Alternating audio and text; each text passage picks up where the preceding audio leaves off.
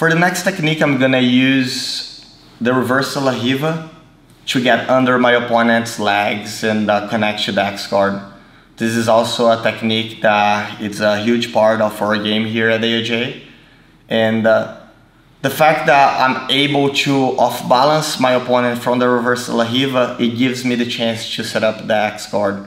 So if you use the details that we worked in the last technique, where you have a strong frame, you have your elbows and arms supporting your knees, and whenever the person is pressuring forward, you're able to make them post their legs and you off balance them, the X guard will be very easy to enter.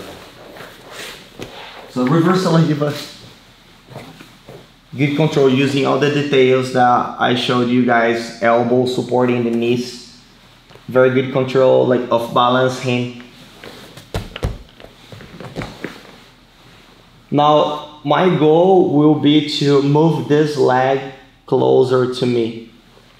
And this is a technique that we use, like I use since I was purple belt.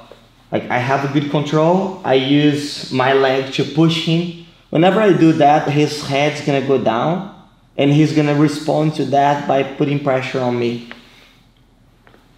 Just like any other technique in Jiu-Jitsu, like you need to think about your opponent's reaction whenever you're doing the move. So whenever I push him to the side, I already know that he's trying to push all the way back to the center. And that's when I'm gonna pull him and the leg's gonna get much closer.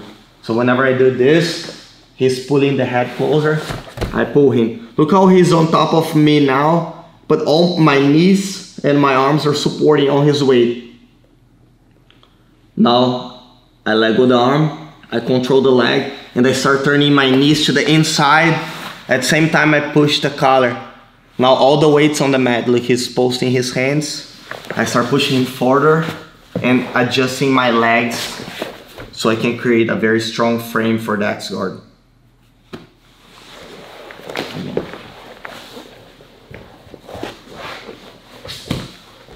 We initiate the position with a very strong control.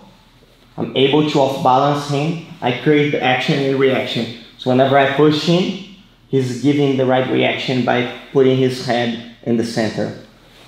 Whenever I feel him doing that, I pull him closer and I close the space, bring him on top of my knees. A big mistake here would be to extend my legs. If I extend my legs, I'll be in the half guard.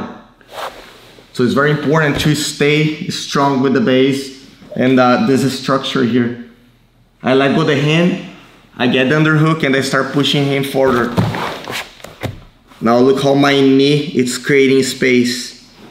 Step on the leg, move my hip out, and I have a very strong X guard control. I'm ready to either stand up or start attacking the back.